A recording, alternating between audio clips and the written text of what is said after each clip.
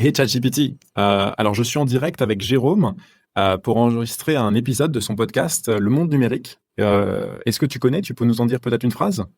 Yeah, I know the monde numérique. C'est un podcast qui explore l'impact de la technologie et du numérique sur notre société. C'est une excellente ressource pour rester informé sur les dernières tendances et innovations dans le domaine du numérique.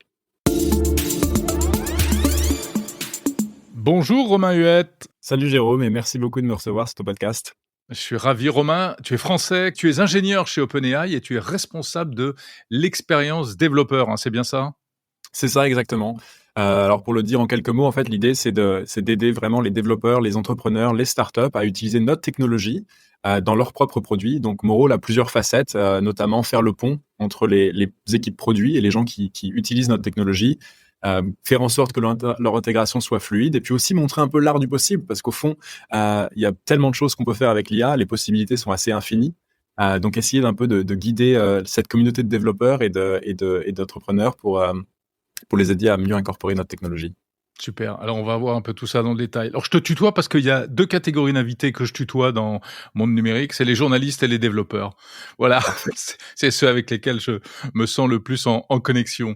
Donc, tu vas nous en dire un peu plus sur l'envers du décor, quand même, cette entreprise et cet outil qui nous fascine, y compris ici, de ce côté-là de l'Atlantique. On parle beaucoup d'OpenAI pour des tas de raisons.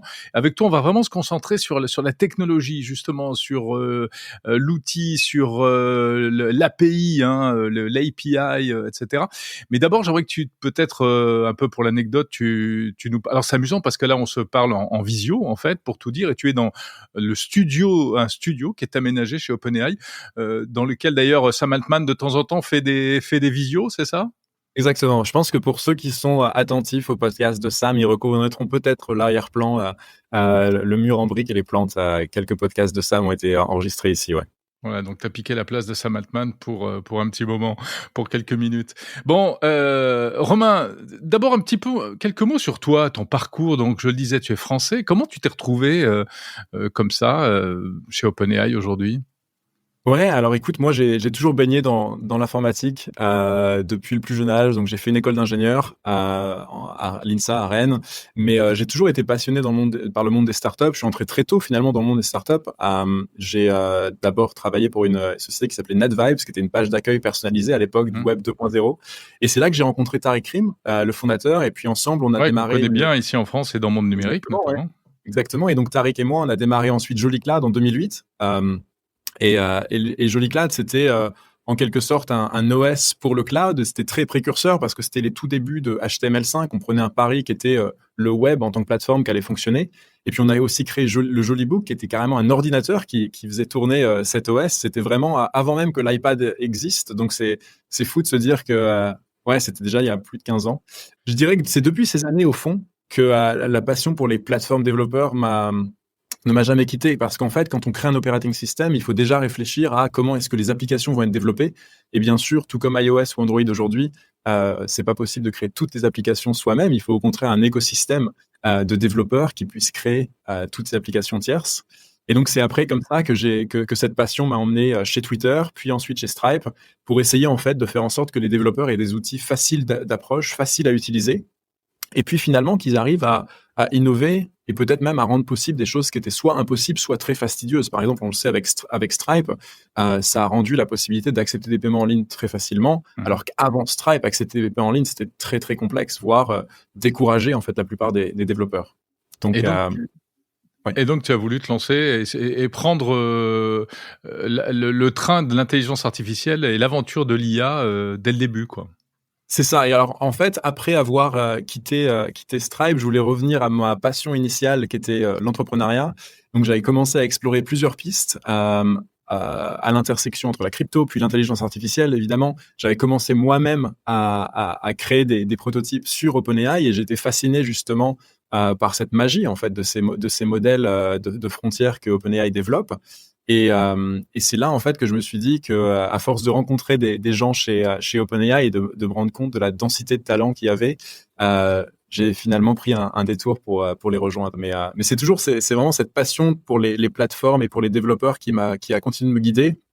Et en fait, en regardant dans le rétroviseur avec ce qu'on avait fait chez Twitter à l'époque pour justement créer cette innovation par-dessus une API, sans quoi en fait Twitter serait peut-être pas là aujourd'hui. Puis avec Stripe et puis maintenant l'IA, en fait, c'est de se dire que c'est probablement l'API la plus importante et la plus intéressante qu'OpenAI est en train de créer aujourd'hui, puisqu'elle permet d'accéder à cette intelligence dans n'importe quel produit. Alors tu vas nous dire dans un instant comment ça marche, ce qu'on peut faire avec, etc. Mais avant ça, bon alors OpenAI, c'est comment de l'intérieur? Parce que cette start-up aujourd'hui est-ce que c'est encore justement une start-up? Oui, bien sûr. Enfin, déjà, avant tout, OpenAI, je pense que c'est un endroit qui est assez unique, je dirais, avec une mission qui nous tient tous à cœur. En fait, les gens sont très passionnés, très humbles en même temps, vraiment brillants. Et comme je disais, moi, j'avais prévu de revenir entrepreneur après Stripe. Et c'est finalement en passant de plus en plus de temps avec ces gens d'OpenAI et en voyant aussi d'anciens collègues que j'admirais rejoindre OpenAI que je me suis dit qu'il se passait quelque chose d'assez unique, à la fois pour la densité de talent, mais aussi pour les avancées technologiques que ça avait. La culture chez OpenAI est top. Tout le monde collabore beaucoup. C'est évidemment avant tout un labo de recherche. Donc, on a toujours une grosse moitié d'OpenAI qui est avant tout des chercheurs qui sont toujours à la pointe de l'IA. Et puis, de plus en plus, maintenant, une composante produit, engineering, et puis aussi go-to-market pour aider nos utilisateurs et nos clients. Mais oui, pour te répondre, c'est clairement une startup. C'est-à-dire qu'on est toujours capable d'aller assez vite, de travailler main dans la main avec nos utilisateurs. Et puis, non, c'est très passionnant. Il se passe des choses chaque semaine. Enfin, c'est une start-up à l'échelle américaine, quoi. Vous êtes combien aujourd'hui? On est un peu plus de 1000 personnes maintenant. Ouais. Voilà. Ce qui est effectivement une start-up qui est plus minuscule, mais en même temps, qui est encore extrêmement petite par rapport aux géants de la tech. Bien sûr, bien sûr. Et la vie en Californie, c'est comment, Romain? Bon, tu la connais, mais tu l'aimes toujours, cette vie californienne? Ouais, bah écoute, surtout côté professionnel, je pense que c'est un environnement qui est hyper stimulant, qui est hyper positif. Les gens sont toujours en train de réfléchir au futur et en train d'essayer de pousser l'innovation plus loin. Donc, c'est très chouette d'être au cœur de la Silicon Valley, de se dire que oui, tu peux prendre un Waymo pour aller au travail et puis finalement, tu as l'impression de toujours vivre un petit peu dans ce futur proche, on va dire, en étant ici à San Francisco. Moi, j'avais déménagé ici en 2015 à la base pour Stripe et les 2 dernières années, notamment avec Covid, etc., j'avais un petit peu quitté SF. J'étais entre la côte Est et puis Paris, ce qui m'a permis aussi de reconnecter pas mal avec l'écosystème français et parisien. Et puis, en revenant finalement en Californie avec tout ce qui se passait avec l'AI et notamment avec OpenAI, finalement, ça m'a permis d'avoir un petit peu un regard nouveau sur la Californie. Et puis, c'est chouette de voir que l'énergie est de retour. Tous les gens qui sont, on va dire, plutôt côté start-up, entrepreneuriat, sont à nouveau de retour pour donner un peu une nouvelle effervescence à San Francisco. Donc, c'est chouette à voir. Ouais, mais c'est intéressant parce que tu le disais, tu gardes une connexion avec la France. Tu étais à Vivatech il y a pas très longtemps, là, Ouais. en mai dernier. C'est d'ailleurs là qu'on s'est vu, qu'on s'est rencontrés. Tu m'as fait les premières démos de ChatGPT 4o, mais j'espère que tu vas encore nous montrer des choses là. Mais quel regard tu portes sur la France aujourd'hui, et sur l'écosystème et sur l'innovation, sur la tech française d'une manière générale? Bah, c'est d'abord extrêmement impressionnant à quel point tout a changé. On parlait tout à l'heure de mon parcours et c'est vrai que quand moi j'avais démarré Joliclad en 2008, maintenant avec Tariq, l'écosystème était extrêmement petit. En fait, on se connaissait tous, on va dire, en tant que fondateurs ou développeurs dans la France. Maintenant, c'est jour et la nuit, on va dire. La France déjà est reconnue pour son talent, à la fois en engineering, mais surtout encore plus pour la partie AI. Mais même en général, l'écosystème et les startups sont vraiment démocratisés maintenant. On voit qu'il y a beaucoup d'énergie, tous les ingrédients sont réunis et c'est ce qui manquait un peu il y a 15 ans. Au fond, il y a des incubateurs, les fonds d'investissement sont enfin ici à Paris. Donc ouais, tout a vraiment changé. Et là, on a organisé un événement à Paris pour OpenAI, donc pendant cette semaine de Vivatech. Et ce qui était impressionnant justement, c'est de voir l'énergie de cet écosystème français qui tous sont en train de réinventer le futur avec de l'AI. Plein de belles startups à Paris, comme Dust, Nabla, Photoroom, enfin beaucoup d'autres. Et c'est fou de se dire, OK, la France a vraiment tous les ingrédients pour réussir maintenant. Et c'est chouette à voir comparé aux premières années où finalement, moi, j'étais avec Tariq en train de construire NetVibes et Joliclad, quoi. Ouais, bien sûr. Tu sais que moi j'étais il y a quelque temps à un événement au ministère des Finances à Paris. Là, enfin c'était la remise de médaille de Luc Julia que tu dois connaître. Une remise, voilà, il a été décoré par le ministre des Finances et donc il y avait tout un discours sur les ingénieurs français, les mathématiciens français, où on se félicite que y ait des mathématiciens formidables qui donnent des ingénieurs formidables. Mais Bruno Le Maire, le ministre, disait OK, mais maintenant il faudrait pas que les Américains nous les piquent tous. Bon, bah toi, tu es l'exemple du français qui a été piqué par Sam Altman. Oui, bah écoute, je pense que ce qui est intéressant au fond, c'est d'avoir aussi la capacité d'avoir la cross-pollination en quelque sorte, des gens qui sont à apprendre des choses dans l'écosystème de Silicon Valley et qui après peuvent ramener ça en France. On l'a vu par exemple avec Charles qui a créé Alan en France. Charles avait passé quelques années avant chez Twitter et Instagram, et c'est chouette de pouvoir prendre justement un peu ses compétences de l'intérieur de SF et de les ramener ensuite en France pour créer Alan comme il l'a fait.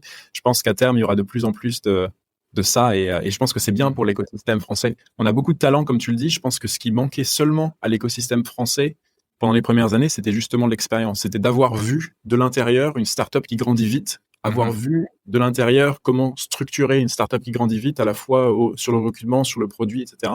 Et je pense que l'avoir vécu de l'intérieur au moins une fois donne beaucoup plus de compétences ensuite pour le refaire et pour créer sa propre startup par la Bien suite. sûr, ouais. Bon, donc si on interprète tes paroles, on se dit que peut-être un jour tu reviendras en France. Voilà, exactement. Pourquoi pas. Bon, allez, on va parler un peu de ChatGPT, Romain. ChatGPT, on sait déjà tout, ça fait 2 ans et demi qu'on en parle, mais pour les gens qui nous écoutent, moi j'aime bien reprendre les choses un peu à la base. Quand tu dois le présenter, la première fois que tu as expliqué à ton papa, à ta maman, ce qu'était ChatGPT, comment tu as expliqué ça? Comment tu as présenté ça? Ouais, alors déjà, c'est même pas 2 ans et demi, hein, c'est seulement 1 an et demi, je crois. C'était Oui, fin c'est vrai, 2022, donc le temps passe très vite. absolument. Mais c'est vrai qu'en IA, on a l'impression que maintenant, c'est un produit tellement immersé dans notre quotidien qu'on a du mal à s'en passer. Et ouais, Je c'était l'ai pas si longtemps. vieilli. Ouais. T'inquiète pas, t'inquiète pas. Et alors ouais, alors, déjà, je pense que si on prend un peu de recul, ce qu'on fait chez OpenAI, c'est avant tout ancré dans la recherche. Donc en gros, on développe des modèles qui, de manière sécurisée, et le but, c'est de les déployer dans le monde réel ensuite. On a cette approche un peu de déploiement itératif, comme on l'appelle. C'est l'idée d'introduire ces modèles dans des produits par étapes, alors tels que ChatGPT et l'API. Et ce qui est intéressant, c'est que ChatGPT est un peu né de ce process, mais c'était à la base censé être une démonstration finalement de ce que les modèles étaient capables de faire, notamment avec GPT 3.5 à l'époque, en 2022. Ça a pris tout le monde par surprise, nous y compris, parce que tout le monde a commencé à utiliser ça. Alors, pour revenir à ta question, ChatGPT, de façon très simple, c'est en gros une manifestation de ces modèles de recherche, une interface extrêmement simplifiée dans lequel on peut avoir une conversation en langage complètement naturel, en français, en anglais, dans n'importe quelle langue.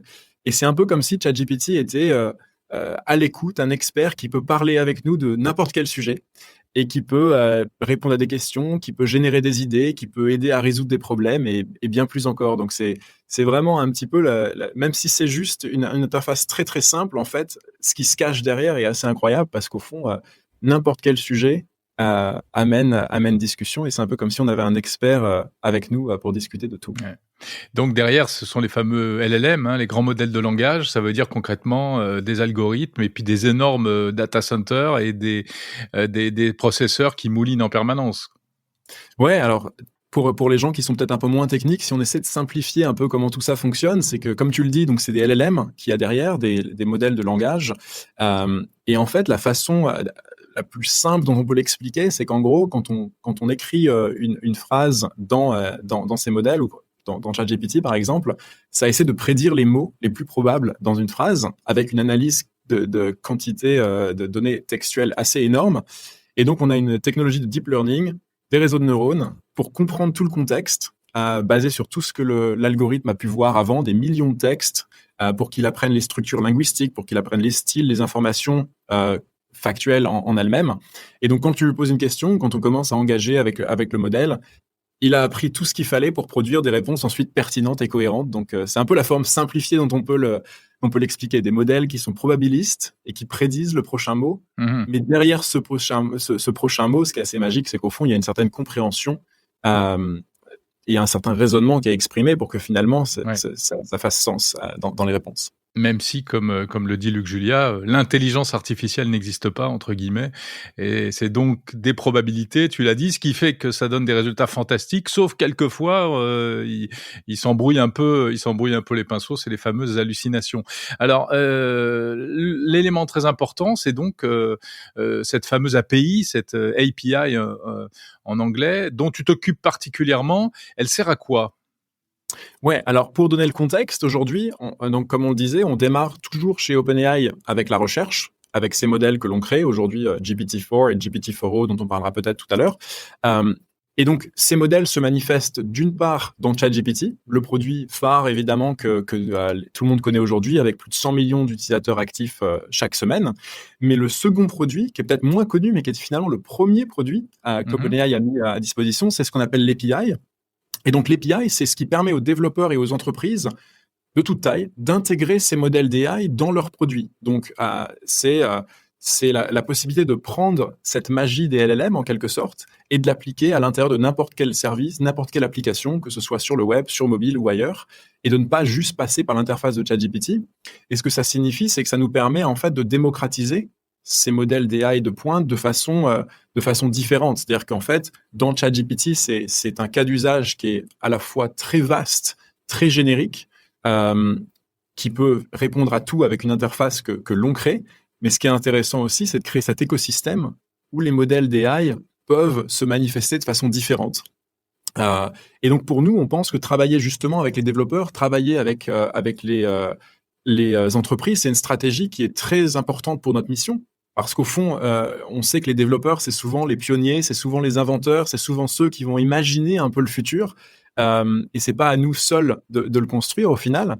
Et donc, on pense vraiment que en mettant nos modèles d'AI à disposition de ces entrepreneurs et de ces fondateurs, on verra plein de choses, des cas d'usage qu'OpenAI nous-mêmes n'auront pas la possibilité de créer, quoi. Donc, c'est tout le but de l'API et c'est tout le but de mettre à disposition ces modèles. Et c'est comme ça aussi qu'ils nous font avancer notre mission. Et donc, toi, ton travail, c'est ça, c'est de communiquer avec les développeurs dans les entreprises qui sont vos clients, qui utilisent votre API pour les aider à l'implémenter, à l'utiliser, etc. Hein. Exactement. Donc, une fois qu'on a cette API, en fait, ce qu'on veut faire en sorte, c'est que toutes les entreprises et les développeurs puissent l'intégrer de la façon la plus simple possible. Donc, ça veut dire, par exemple, concrètement, avoir une documentation et un onboarding très simple pour les développeurs. Comment est-ce qu'en quelques lignes de code, on ramène la magie d'un GPT-4 à l'intérieur de son produit, faire en sorte que cette intégration soit très fluide, faire en sorte que les développeurs aient finalement tous les outils dont ils ont besoin. Ça peut être des SDK, ça peut être des démonstrations un peu pour comment intégrer cette technologie.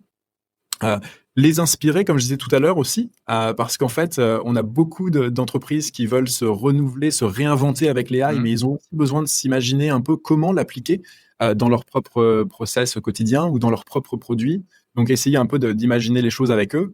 Et puis, on a aussi une très grande communauté de développeurs aujourd'hui sur OpenAI. On a déjà 3 millions de développeurs qui créent des applications avec notre API. Et donc, c'est un peu cette idée aussi d'interagir avec cette communauté, faire en sorte que à la fois online et en physique, ces développeurs finalement aient tout ce qu'ils veulent et qu'on soit à leur écoute pour voir un peu où est-ce qu'on doit aller.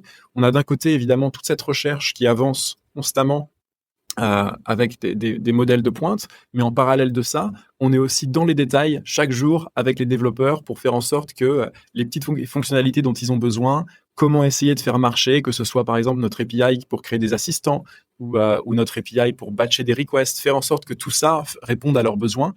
Et c'est en fait les utilisateurs qui guident notre roadmap de ce côté-là, puisque on essaye au maximum de faire en sorte d'améliorer leur quotidien. Ouais.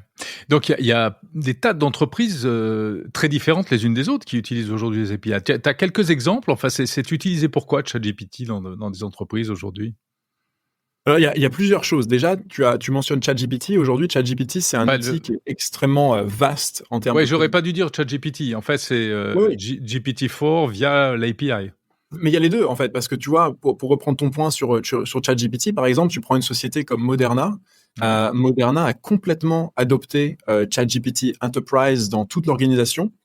dans toutes les équipes même, et ça leur permet d'accélérer leur process, améliorer leur productivité. Il y a même des usages en fait assez étonnants. Tu prends par exemple chez Moderna la team legal en fait à 100% d'adoption de ChatGPT. Ils Donc les l'utilisent juristes. les juristes pour analyser des contrats, répondre à des questions, etc. Donc ça, c'est cette partie ChatGPT Enterprise. Donc, c'est une adoption très rapide pour ce qui est un peu de cette productivité et comment est-ce qu'on offre à chaque employé la possibilité de faire mieux ses tâches au quotidien, plus rapidement, plus efficacement. Et alors, par contre, pour revenir effectivement sur le point sur l'API, beaucoup de gens qui intègrent nos modèles d'AI déjà dans leurs produits et leurs services. Moi, un des usages, par exemple, qui m'a beaucoup fasciné récemment, c'était cette startup qui s'appelle Cognition Labs, qui a créé Devin. Donc, eux, ils ont carrément créé un software engineer, donc AI. Et donc, ce que ça veut dire, c'est que c'est pas seulement la possibilité d'écrire du code, c'est aussi la possibilité de se dire, OK, j'ai une tâche complexe, je vais la découper en plusieurs sous-tâches. Je vais être capable d'aller chercher de la documentation en ligne. Si je ne sais pas comment fonctionne une API, je vais écrire du code, je vais écrire des tests. Si mes tests ne passent pas, je vais essayer de corriger ce qui marchait pas. Je vais faire des pull requests sur GitHub, etc. Donc, c'est vraiment cette AI software engineer. Et ce qui est fou, c'est que ça, c'est basé sur GPT-4. Et donc, c'est vraiment une incarnation aussi assez fascinante d'un agent intelligent qui est un programmeur finalement qui peut travailler avec nous. Ouais, c'est ce qu'on appelle l'agent intelligent, c'est ça. Hein, et on prévoit même que demain, alors aujourd'hui, c'est notamment pour les développeurs à travers cet exemple, mais demain sera peut-être pour monsieur, madame, tout le monde. On lui dira, va m'acheter un billet d'avion, trouve-moi le meilleur billet en fonction de mon agenda, en fonction de mes critères de confort habituels, etc., etc.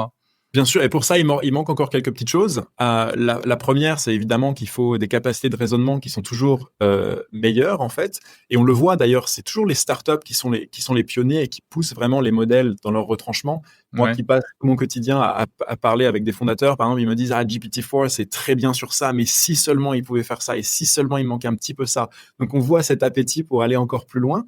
Mais effectivement, il manque aussi un peu de l'accès au contexte. Je pense plus les modèles ont accès à des contextes, qui tu es, ce que tu as dans ton quotidien, l'accès à ton calendrier peut-être, comme tu l'indiquais. Là, alors le modèle peut encore raisonner mieux puisqu'il a plus de contexte à sa disposition. Mais donc ouais, je pense que plein d'exemples fascinants. Devin était un de mes favoris récemment, donc de Cognition. Ouais. Mais on le voit aussi. On en a beaucoup parlé d'ailleurs. Enfin, dans le milieu des développeurs, ça fait beaucoup de bruit cette Bien annonce. sûr, ouais. Bah, je pense qu'encore une fois, ce qui est marrant, c'est que tu vois, GPT-4 est sorti il y a maintenant près d'un an et demi. Et au fond, c'est là aussi qu'on doit insister sur le fait que même si ces modèles de pointe sont déjà très performants et on peut faire plein de choses avec, il y a aussi cette nécessité de faire des produits et d'incarner ces modèles dans des produits qui finalement sont faciles d'utilisation et qui les utilisent le mieux possible, quoi. Et je pense que c'est là que Cognition a fait quelque chose de très bien, c'est que ils ont trouvé comment packager ce produit de façon utile pour les développeurs. Mais évidemment, il n'y a pas que les cas d'usage de coding et de programmation. Hein. On a des grandes échelles, des entreprises à grande échelle aussi, comme en France ou en Europe, disons. On a vu le cas d'usage de Klarna récemment. Klarna a utilisé les modèles d'OpenAI pour réinventer un peu la façon dont ils faisaient le support client. Et donc là, ils ont été capables d'automatiser 2,5 millions de conversations avec GPT-4 en l'espace de quelques semaines, de sauver énormément des coûts, mais aussi d'améliorer la qualité de service pour leurs clients. Je crois que le temps d'attente était tombé de 11 minutes à 2 minutes, enfin pas de temps d'attente, mais le temps pour traiter complètement un ticket. Aux États-Unis, on a des startups comme Ramp, que tu connais bien, qui réinventent beaucoup de leurs process avec de l'IA et qui intègrent aussi l'IA dans plein de leurs fonctionnalités qui sont visibles aux utilisateurs. Donc, tout ça, c'est grâce à l'API, au fond. Et en France, on a aussi plein de startups qui utilisent nos modèles, comme Dusk, que je mentionnais tout à l'heure, Nabla dans la santé, quand il y a une conversation entre un médecin et un patient, ou bien alors Photoroom aussi, qui fait d'édition d'images, mais qui peut aussi utiliser nos modèles pour faire de la labellisation, etc. Donc, c'est ça qui est fascinant, au fond, dans mon quotidien, je dirais, c'est de travailler avec tous ces gens qui repoussent les limites des modèles et qui en font des choses que nous-mêmes, on n'aurait pas pu imaginer. Et ça contribue à co-construire GPT-4, 5, 6, 7, quoi. Exactement, et je pense que c'est aussi, encore une fois, lié à cette mission de créer l'intelligence artificielle généralisée, de faire en sorte de la démocratiser au plus grand nombre, qu'elle soit bénéfique. Et dans le sens de cette mission, ça prend tout son sens en gros, puisque on veut faire en sorte que tous ces produits aussi contribuent à cette mission. Alors justement, la dernière version, c'est le fameux GPT-4o qui a été présenté au mois de mai dernier, hein, je crois. Qui est spectaculaire. Enfin voilà, tout le monde s'est pâmé. Hein, on en a fait des tonnes dans tous les médias, on a montré, expliqué, etc. Avec juste quelques petites vidéos. Il n'est pas encore disponible en France. Il est sorti aux États-Unis ou pas encore là, au moment où on se parle, en juin 2024? Ça arrive bientôt. Ça arrive bientôt. Ouais, ce sera dans les prochaines semaines. Ok. Donc, on n'y est pas encore. Exactement. C'est un aperçu qu'on a donné justement il y a quelques semaines quand on l'a introduit en mai. Et puis, encore une fois, c'est dans cette approche de déploiement itératif de montrer d'abord les choses et puis ensuite faire en sorte qu'on a tout ce qu'il faut à la fois au niveau infrastructure, mais aussi au niveau risque, sécurité, de déploiement de ces nouveaux modèles. Donc, ça arrive bientôt. Alors toi, tu as de la chance, tu l'as déjà sur ton smartphone, GPT-4o. Ça. Tu peux nous montrer un peu comment il marche? Donc, puisque la particularité, c'est donc des délais de réponse très rapides, et puis une espèce d'expression qui fait qu'on a quasiment l'impression de parler avec quelqu'un, quoi. Ouais, alors peut-être pour expliquer rapidement à l'audience comment ça fonctionne, c'est que donc d'abord on l'a appelé GPT-4o et O pour Omni. Et pourquoi Omni? Parce qu'en fait c'est un omni-modèle et ce que ça veut dire, c'est qu'il a été conçu pour interagir nativement pas seulement avec le texte, mais aussi avec des entrées sous forme de audio, images, vidéo, et aussi en étant capable de sortir des réponses dans ces mêmes formats. Et donc ce que ça veut dire aussi, c'est que la latence, comme tu le disais, est très faible. En moyenne, je pense 300 millisecondes, ce qui est à peu près, en gros, l'équivalent d'une conversation avec un humain. Et au-delà de ça, donc cette capacité de comprendre visuellement et comprendre l'audio, qui est vraiment fascinante. Et donc, pour comparer finalement ce voice mode qu'on peut effectivement montrer dans quelques secondes, la différence, c'est que avant, pour faire ce genre de choses, et avec le voice mode que les gens ont peut-être déjà essayé dans ChatGPT, il nous fallait en fait 3 modèles pour pouvoir faire ça. Le premier, c'était un modèle pour transcrire l'audio en texte.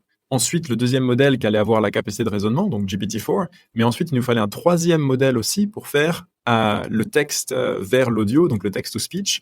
Et donc, c'est en faisant ces 3 modèles en fait mariés ensemble qu'il y avait un petit peu de latence et qu'on n'avait pas cette conversation naturelle. On pouvait avoir 3-4 secondes finalement de latence dans l'usage.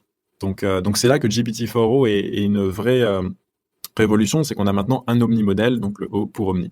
Donc tout se fait avec un seul modèle, en fait. Tout a été intégré. Exactement, ouais. Alors on peut essayer de le prendre ici. J'ai un iPhone. Montre-nous ça. Alors évidemment, on n'a pas encore travaillé le français, donc il y aura probablement un petit accent américain dans les réponses, mais essayons. On lui pardonne. Hey ChatGPT, alors je suis en direct avec Jérôme pour enregistrer un épisode de son podcast Le Monde Numérique. Est-ce que tu connais? Tu peux nous en dire peut-être une phrase? Yeah, I know The Monde Numérique. C'est un podcast qui explore l'impact de la technologie et du numérique sur notre société. C'est une excellente ressource pour rester informé sur les dernières tendances et innovations dans le domaine du numérique. Merci ChatGPT. Alors si je salue les auditeurs de Jérôme en français, est-ce que tu pourrais répéter ce que je dis et le traduire directement en anglais? Bien sûr, je te peux faire ça. Vas-y, je t'écoute. Alors, bonjour à tous les auditeurs du Monde Numérique. Très ravi de discuter avec Jérôme aujourd'hui et j'espère que vous allez en apprendre beaucoup sur l'IA. Hello to all the listeners of Le Monde Numérique. Very happy to talk with Jérôme today, and I hope you'll learn a lot about AI. Alors, c'est pas mal, mais j'aimerais que tu le fasses avec un peu plus d'énergie. Bien sûr, je vais ajouter un peu plus d'énergie. Hello to all the listeners of Le Monde Numérique. I'm thrilled to be chatting with Jérôme today, and I hope you'll gain a lot of insights about AI. How's that? Perfect. Merci beaucoup, ChatGPT. Incroyable. Alors, la réactivité est hallucinante. En plus, alors je précise qu'il n'y a pas de trucage, là. Hein. Ah ben non, tout est en live avec mon iPhone ici. On n'a pas fait de coupe, c'est d'une seule traite, etc. Exactement. Alors évidemment, comme je le disais, l'accent était encore un peu Amérique du Nord, mais tout ça arrivera bientôt dans un français bien plus français. Donc voilà, c'est intéressant déjà pas mal. Ouais, et ce qui est intéressant, je pense, de souligner, c'est qu'on a parlé de la latence, Ouais. mais ce qui est aussi intéressant, c'est des choses comme la possibilité d'interrompre le modèle. Donc, par exemple, quand il a commencé à parler, j'ai pas eu besoin d'attendre qu'il termine, je peux l'interrompre. Donc, c'est vraiment comme dans une conversation assez Ça, c'est naturelle. incroyable. Voilà. Et l'autre chose aussi, qu'on a peut-être aperçu, je sais pas si ça marchait très bien dans le micro avec mon téléphone, mais c'est la possibilité aussi de demander de générer des tons différents. Non, je veux que ce soit un petit peu plus engagé, et je veux que ce soit un peu plus énergique, et être capable en fait d'avoir ce genre de réactivité dans la voix, dans l'intonation, quelque chose aussi d'assez nouveau en fait. C'est pas Ouais. seulement la capacité de raisonnement, mais vraiment cette idée d'avoir une conversation très naturelle. Tu peux même lui demander de chuchoter, par exemple? On pourrait. Alors attends, je vais essayer ramener avec moi. Hop. ChatGPT, est-ce que tu pourrais chuchoter un secret sur les Jeux Olympiques à Paris? Je ne devrais probablement pas te le dire, mais il se dit que la cérémonie d'ouverture va inclure une performance spectaculaire sur la scène. Mais chut, c'est encore un secret. Oh, merci pour l'inviter. Mais Romain, comment est-ce que tu deviens pas fou en discutant avec une machine? Ce n'est qu'une machine. Évidemment, évidemment. T'es pas tombé, je sais pas, c'est pas devenu ton meilleur ami en vrai, à qui tu confies tous tes secrets, etc. Non, mais je pense qu'en fait, c'est quand même un outil avant tout, hein. C'est un outil qui est quand même très pratique, incroyable au quotidien. Enfin, maintenant, on s'imagine, moi, je vais plus m'imaginer voyager dans le monde de la même façon parce que j'ai un traducteur en temps réel dans toutes les langues. Et on peut s'imaginer, en fait, que la barrière de la langue soit tombée pour tout le monde maintenant. Donc ça, c'est assez fascinant. Et non, et je pense que c'est intéressant aussi de se dire que c'est un outil. Et même si on peut interagir avec la voix de façon extrêmement fluide dans toutes les langues, comme on l'a montré là, euh, on a choisi de nommer ChatGPT comme un programme informatique en quelque sorte. On n'a pas choisi de le nommer comme une personne. Ouais. Et je pense que ça, c'est aussi intéressant. Et donc, malgré l'apparence humaine des réponses et des conversations, je pense que ça reste un langage basé sur, comme on l'a dit, des algorithmes, des données. Donc, on investit beaucoup aussi sur la recherche, la sécurité, l'éthique des modèles. Mais non, c'est assez fascinant d'avoir cet outil en fait dans la poche ou sur son ordinateur au quotidien, quoi. Donc vous vous posez aussi ces questions, et alors quand je dis vous, c'est-à-dire même les développeurs qui développent pas ça, est-ce que vous vous dites, attention parce que là, si ça devient trop humain, il risque d'y avoir de la confusion, ça peut provoquer, je sais pas, des problèmes psychologiques même, et cetera? Bah, en fait, on est très conscient des enjeux. On efforce toujours de communiquer clairement sur la nature, les limites des technos. Là, par exemple, je crois que GPT-4o, une des raisons pour lesquelles on est encore en train de graduellement le sortir, c'est on s'efforce de communiquer sur tout ça. Et, GPT-4o en particulier, il a reçu des tests super approfondis de plus de 70 experts pour justement identifier les risques, notamment avec ces nouvelles modalités comme l'audio. Et donc, c'est avec ces résultats qu'on se renforce toujours et que nos modèles, en gros, soient déployés de façon sécurisée à chaque fois. Mmh mh. Donc ouais, on engage beaucoup avec beaucoup de parties justement sur tout ce qu'on fait. C'est encore une fois une approche importante pour nous chez OpenAI, c'est de montrer d'un point de vue recherche les avancées qu'on a et en même temps avoir ce déploiement très itératif en engageant en fait tous les parties impliquées pour faire en sorte qu'on le fasse du mieux possible et que encore une fois ça soit dans le sens de la mission que ce soit bénéfique à toute l'humanité. Alors tu disais, donc la particularité, c'est qu'il est omnicanal. Est-ce qu'il peut, donc il peut comprendre par exemple est-ce qu'il peut comprendre nos émotions, le ton de la voix, nos expressions de visage, des choses comme ça? Ou est-ce qu'il pourra dans le futur, interpréter ça également? Oui, alors déjà, je pense que quand on a les capacités de vision avec la caméra, ChatGPT peut identifier, par exemple, si on est plutôt triste ou si on a un sourire, etc. Donc, je pense que tout ce qui est reconnaissance d'expression du visage, reconnaissance de ce qu'il voit, la vision est aussi très impressionnante. Et pour comparer, en fait, pour les auditeurs aussi, c'est que jusqu'à présent, GPT-4, notamment GPT-4 Turbo, avait des capacités de vision, mais basées sur une image statique. Donc, vous pouvez prendre une photo, l'envoyer à ChatGPT et ensuite avoir des résultats. Là, maintenant, on a une vision en temps réel, donc on peut lui montrer en fait ce qu'on voit dans le monde réel. On a vu l'exemple de Be My Eyes, par exemple, qui était assez impressionnant avec quelqu'un qui est aveugle et qui peut en fait montrer à la caméra et à ChatGPT tout ce qu'il voit autour de lui et avoir une description en temps réel.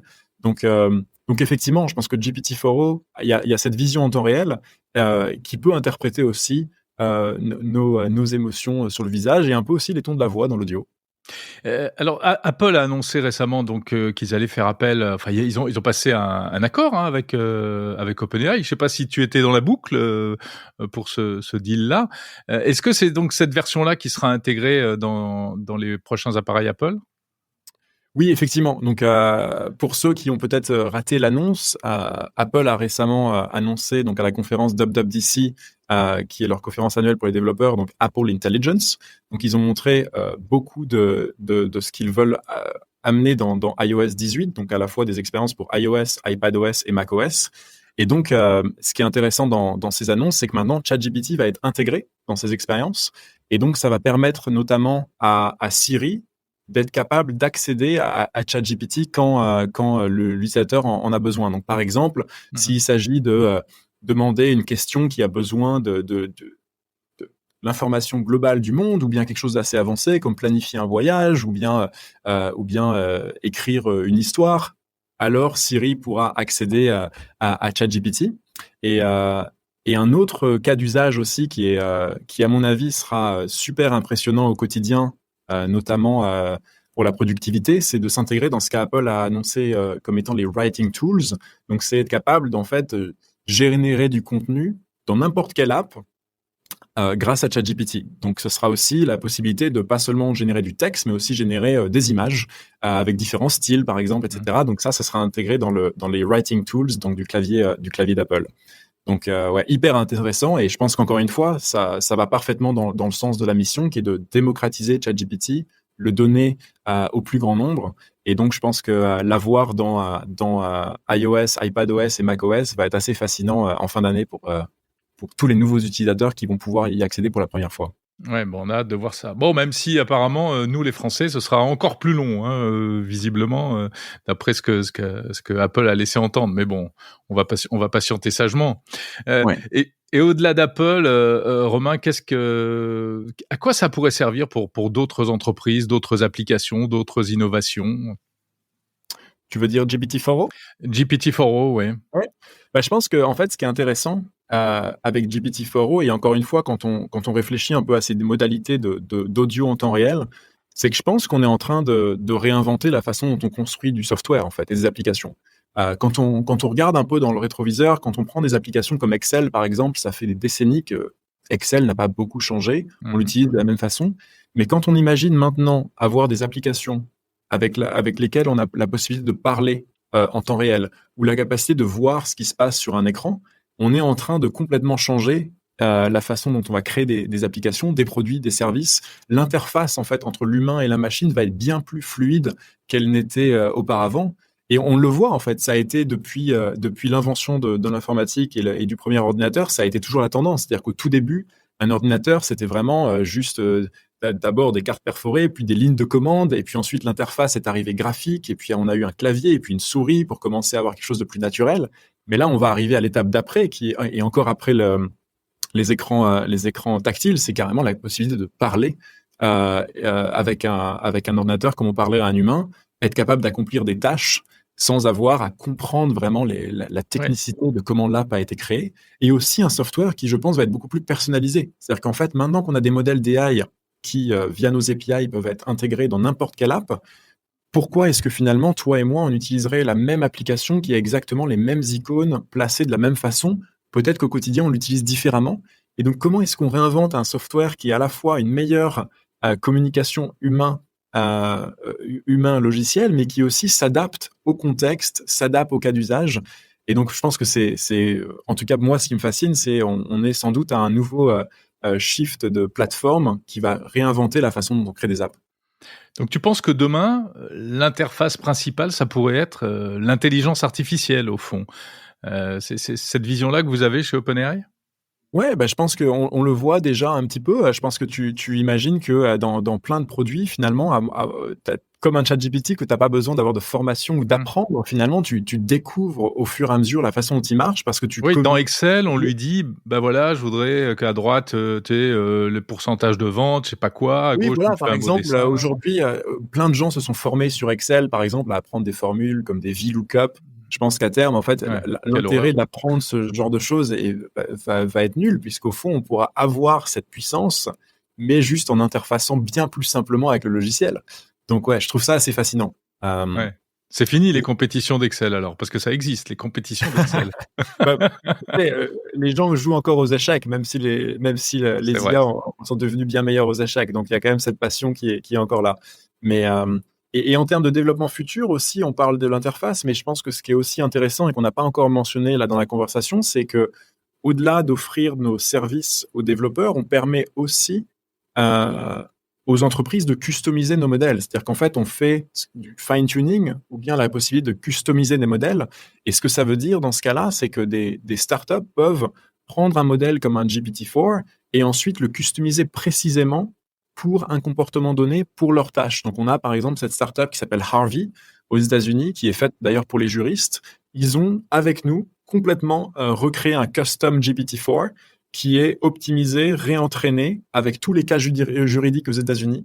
Et ça leur permet d'avoir un produit qui est complètement basé sur ce modèle d'IA et bien plus performant que s'il était uniquement sur un GPT-4 classique.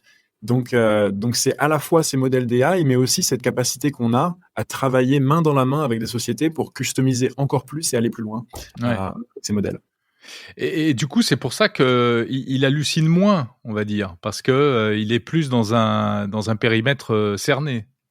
Exactement. Et donc déjà, je pense que pour que les auditeurs comprennent, les hallucinations, c'est ce dont on réfère quand, par exemple, les données ou la réponse sont incorrectes.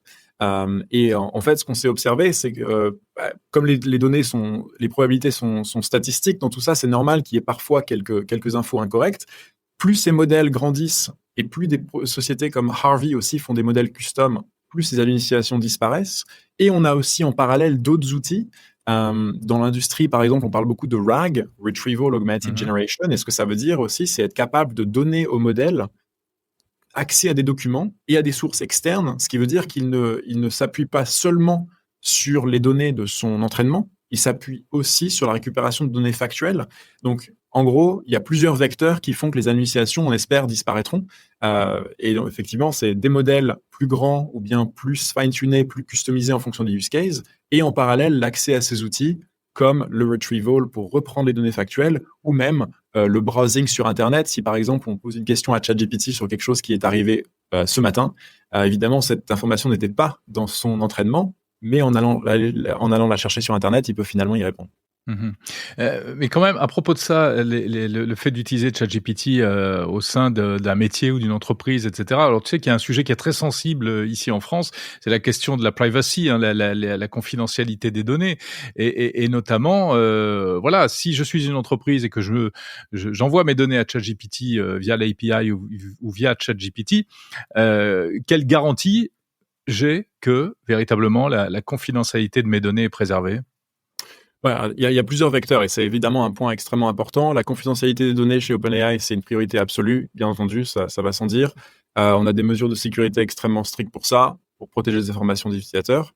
Et en plus de la confidentialité, en fait, ce qu'il faut bien savoir, c'est que toutes les entreprises qui utilisent ChatGPT Enterprise, ou bien tous les développeurs qui utilisent notre plateforme et notre API, peuvent aussi avoir confiance que rien de ce qu'ils envoient dans l'API ou dans ChatGPT Enterprise ne sera utilisé pour entraîner nos propres modèles. Donc c'est aussi une garantie en plus de la sécurité, c'est aussi cette idée de confidentialité où en gros les données leur appartiennent. Ok, c'est la réponse d'OpenAI. Donc, et encore quelques minutes juste, Romain, parce que l'heure tourne. Le futur, c'est quoi? Alors, GPT 5, c'est quand? Tu nous annonces sa sortie là? Alors, non, ça va te décevoir, mais non, j'ai pas de date précise, mais c'est une question passionnante. Évidemment, chaque nouvelle version de nos modèles vise à améliorer les limitations des précédents. Donc, on n'a pas non plus annoncé comment ce prochain modèle s'appellera ni quand il arrivera, mais on a commencé sa phase d'entraînement comme on l'a annoncé. C'est encore trop tôt pour dire ce sur quoi il sera mieux, mais ce à quoi on peut s'attendre en effet, c'est de se dire que voilà, entre GPT-3 et GPT-4, on a eu un saut énorme en capacité de raisonnement et on pense qu'on pourrait avoir quelque chose encore de similaire avec les prochaines versions du modèle. Et ce qui est intéressant, c'est que finalement, ça généralise tellement bien que ça pourrait en fait être un modèle qui à nouveau s'améliore sur tous les domaines. D'ailleurs, il y a beaucoup d'entrepreneurs et de fondateurs qui nous demandent comment est-ce qu'ils devraient aborder cette réflexion. Et en fait, il y a deux façons de voir les choses. Il y a la façon de voir les choses qui est de dire on a atteint un plateau, GPT-4 ne pourra plus vraiment s'améliorer ou alors de façon très marginale. L'autre façon de voir les choses, c'est de se dire non, les modèles vont s'améliorer de plus en plus. Si aujourd'hui, ils étaient capables de faire des tâches de juste quelques minutes, ça pourrait être bien plus encore à l'avenir. Et donc, on pense vraiment que c'est cette deuxième vision qui est la bonne. C'est en tant que fondateur, finalement, essayer d'imaginer ce futur, un petit peu vivre dans ce futur proche et de commencer à construire les produits en s'imaginant que les modèles vont s'améliorer, sans perdre trop son temps finalement sur là où GPT-4 peut-être à quelques limites, c'est de commencer à vivre dans ce futur et en attendant ces nouveaux modèles. Et l'étape d'après, c'est la fameuse IAG, l'intelligence artificielle générale, à laquelle Sam Altman rêve. En tout cas, c'est ce qu'il a dit. Ouais, je pense que c'est évidemment la mission d'OpenAI. Donc, c'est évidemment ce qu'on essaye de construire. Je pense que c'est encore un peu sujet à débat dans le sens où je pense plus on s'en rapprochera, plus il y aura de spéculation et plus ce sera peut-être compliqué de le définir très précisément. Mais en tout cas, on est extrêmement content des progrès qu'on voit à chaque génération et c'est fou de se dire qu'en fait, avec GPT-3, les usages étaient tellement simples, on pouvait même pas vraiment en faire un business au fond. C'était des tâches tellement basiques, peut-être 2-3 secondes, juste pour compléter, traduire un mot ou compléter un texte très simple.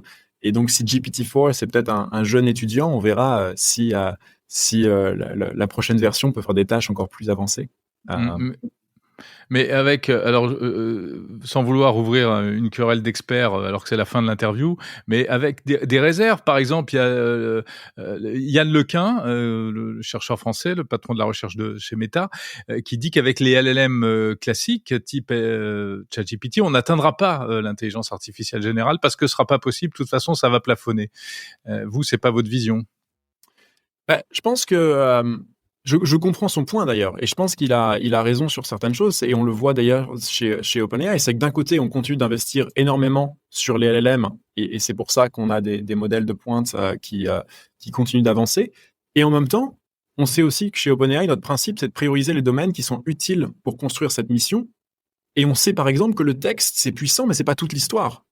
Et donc, c'est pour ça qu'on a développé ces compétences en vision, avec l'analyse d'images, l'analyse de documents. Mais c'est aussi pour ça, d'ailleurs, on n'a pas parlé de Sora, qui est notre modèle de texte à vidéo. On a poussé les limites avec Sora sur ce modèle de diffusion qui est capable de générer des vidéos de 1 minute à partir d'un simple prompt.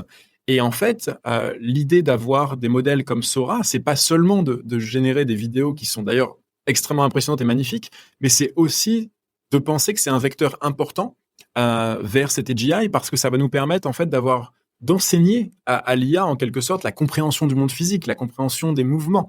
Et on le voit déjà être dégagé par Sora. Donc tout ça pour dire que même si on continue d'investir énormément sur les LLM et qu'on pense qu'on est très loin d'avoir atteint les limites, comme on a cette mission de développer l'AGI, on s'investit aussi sur d'autres modalités, comme on l'a vu, et notamment avec Sora pour comprendre le monde réel encore mieux.